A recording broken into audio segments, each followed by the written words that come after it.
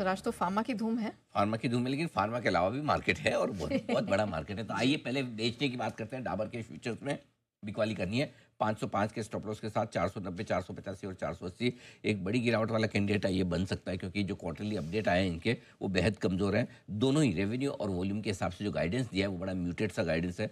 मुझे लगता है पिटाई होगी आज इस स्टॉक की। इसके अलावा बाय कॉल्स हैं और 2 बाय कॉल ऐसे हैं जो फार्मा से हटकर आई विल बी सरप्राइज्ड। अच्छा, एनटीपीसी के फ्यूचर्स में खरीदारी करने की राय है। स्टॉप लॉस होगा 348 का, टारगेट 358, 361, 365।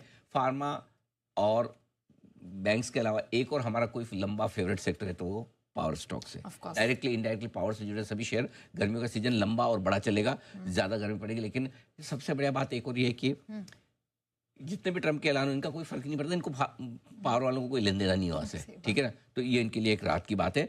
इसीलिए पावर ग्रिड भी आपको खरीदना चाहिए। 285 का स्टॉप लॉस, 291, 295 और 298 के टारगेट लिए। एक इंटरेस्टिंग चीज यहाँ समझने वाली बात है पावर स्टॉक के लिए, अब बाजार में जिन लोगों को पैसा लगाना है ये फंड्स को, वो सेक्टर ढूंढने की कोशिश करेंगे जो कि टैरिफ वॉर से इंसुलेटेड है, जिनको फर्क नहीं पड़ता उनकी तरफ। और वहां पर अगर ग्रोथ है, अब ये पावर उसमें फिट होता है, ग्रोथ है, टैरिफ से कोई लेन देन नहीं है, करेक्ट, चलो इधर पैसा लगाते हैं, ये आएगा पैसा इधर।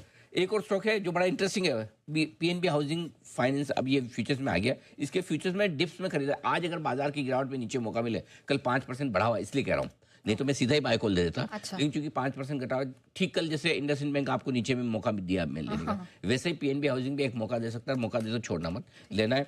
बेस्ट रेंज जो अगर मिल जाए 890, 905 की रेंज में 870 का 75 का स्टॉप लॉस लगाइए। 920, 930, 945 के लिए इनका बिजनेस अपडेट आया है, मजबूत है। ये बायोन डिप्स वाला स्टॉक है और ये भी स्टॉक ऐसा है जो गिरावट के बाद जब रिकवरी आपको लगे ये एक अच्छा क्वालिटी शेयर मुझे खरीदना है तो पीएनबी हाउसिंग होगा। इसके अलावा फार्मा स्टॉक्स में हमने राय दी है जी। 3 स्टॉक पे मैं ऑलरेडी राय दे चुका हूँ, आपके सामने जल्दी से रख देता हूँ और बाकी स्टॉक्स के बारे में बताता हूँ। फार्मा स्टॉक्स में ज़्यादा एक्शन है। डिवीज, जाइडस फ्यूचर्स में आप खरीद सकते हैं। कैश में ग्लैंड फार्मा जो सबसे ज़्यादा अमेरिका को एक्सपोर्ट करने वाला है कोई इंडिया कंपनी तो ग्लैंड फार्मा है, 47% यहाँ से जाता है। ये 3-4 स्टॉक हैं। इनके अलावा indirect pharma stocks, Divi's, Granules जैसे, वो मजबूत रह सकते हैं। अब आपको डिसाइड करना है कि कौन कम गैप से खुलता है, जहां आपको मौका मिले। तो आपको 4 से 8% तक की उछाल मिल सकती है इन शेयरों में, इसलिए आप बायोन डिप्स की स्ट्रेटेजी रखिए। बड़े गैप से खुलने के बाद पहली डिप मिले, जो पसंद में आपको स्टॉक लेवल समझ में आए वहाँ एंट्री कीजिए।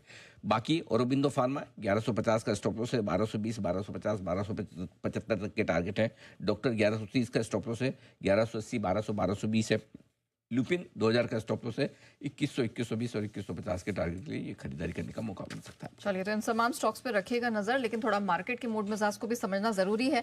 सर, ये जो ट्रंप साहब ने टैरिफ वॉर शुरू किया है, अब क्या ये वन एंड डन है या अब यहाँ से बढ़ेगा? देखिए, मैक्सिमम टैरिफ जितना उनको लगाना था वो लगा चुके हैं, ठीक है। नेगेटिव बात है कि सभी देशों पे लगाया, सबसे ज्यादा लगाया, जितना ज्यादा लगाना था